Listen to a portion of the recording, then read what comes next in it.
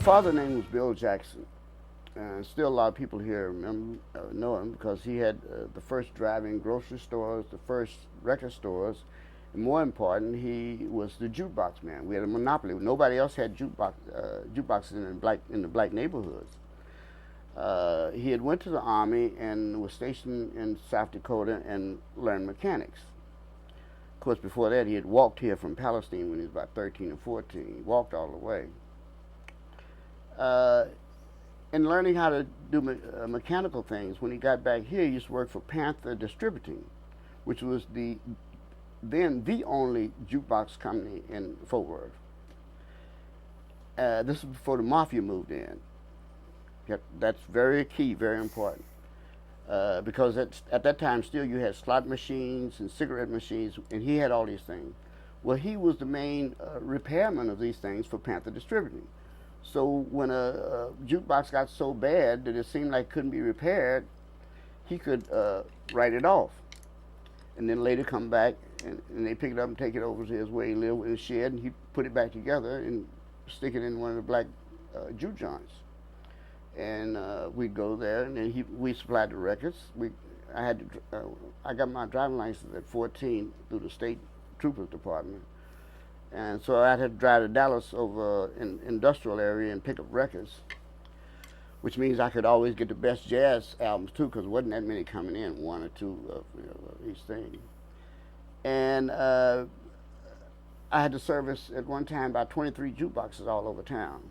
And this had to be done between Tuesday and Thursday. And then I had to run the driving grocery, but I also had to be there in case someone called needing change or a jukebox broke down. And he had a friend, a Jewish friend, who they didn't know was Jewish. His name was Casey. When Casey had problems,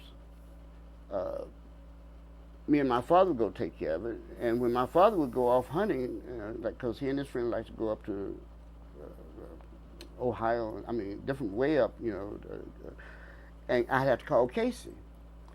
And he would come help me fix the jukebox. Well, one time, Casey left on some kind of trip with his family, and we went downtown on Main Street to this Irish bar, and this is the first time I ever really experienced blatant racism, because I was wondering why these people were so mad at us. We hadn't did anything, but they let us repair the jukebox because they wanted to hear music.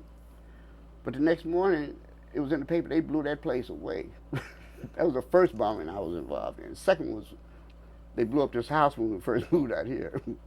But the jukebox business was very good for us. One, I had to draw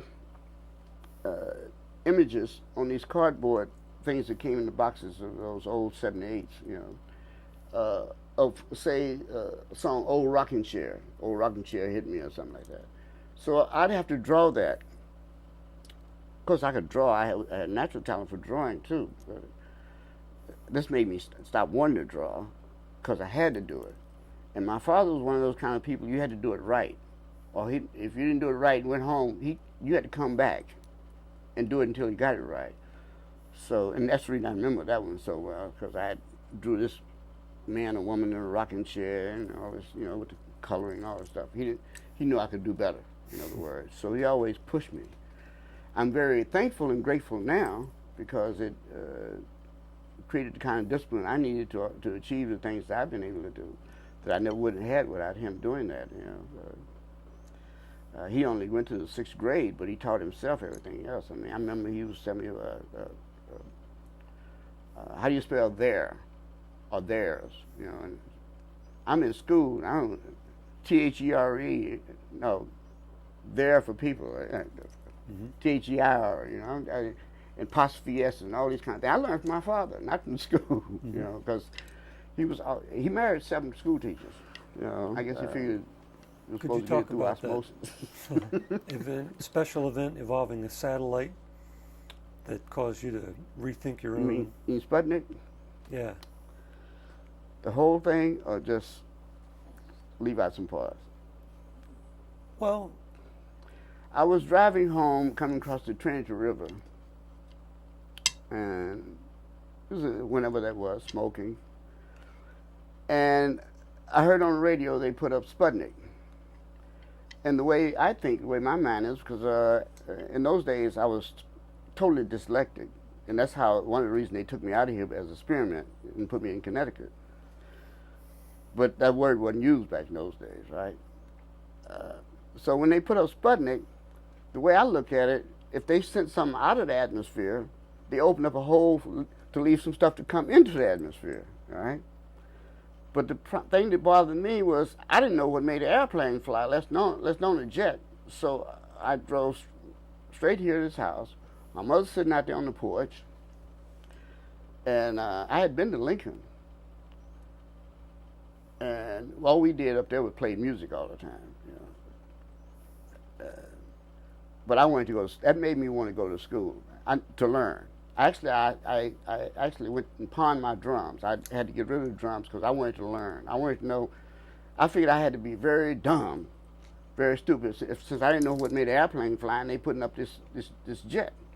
But I'm also curious about what came into our atmosphere if something went out of it. And so I get here and I tell my mother, I said, well, I want to go to school now. School had been started by almost a week at that time. So my grandfather, who used to work at the State Fair every October, who used to run the trolley cars over in Dallas, but he made a lot of money selling nickel cups of water. I used to be there every day. In those days, black people, we could only go to the fair one Monday, the last Monday in October, one day. I was there every day. And they had all these carnival bands come in from all over, real bands, live bands, on both sides. It's so sterile over there now because everything is the same, all the tents are the same color and all that. But this was when people used to have their own, almost like trailer park people, gypsy-like movement. And each one of them had their own instruments. So I used to hear all that running up and down the boardwalk thing there. So when I got here and I said, I want to go to school, she said, well, go on and tell your grandfather. And I went over and told my grandfather, I want to see, go on, I got you. So that's how I went to Prairie View. And I just hit right on out of here too. I said, I got to go learn something wrong. Because I really I didn't have to go to school because like I said, my father had married 7 or 8 teachers and my mother had gotten married about the same amount of time. And it was all in the school system. But the point was, I went to school at band period. And I was doing everything under the sun, moon, the rest of the time. And so then this made me really want to learn. And I couldn't read. But that wasn't no problem because Miss Thornton, my mother's best friend, lived around the corner. She was a secretary at the high school. So they just doctored up the grades so I could go anywhere I wanted to. Not that I could survive. That's the reason when I first heard John Hicks up there at Lincoln, I knew he could play the piano, so I kind of figured he was kind of smart. So I got this, my roommate was in agriculture. I got him out of there and got John. John moved my room. And then John could type. His daddy sent him to school to be a lawyer. I said, no, man, you're going to be playing music, you know, from out there, law. So my father wanted me to be a lawyer, architect. I had no foundation for that, you know. And when I was in Bridgeport, there was a very good Jewish man who was teaching accounting. And instead of telling me you can't be an accountant, he would invite me to his office on Saturdays to the point where I realized I didn't have the necessary mathematical background for that, which is I'm very still thankful for today because, you know, I think I can do something. I think I can do it. I just wasn't qualified for that.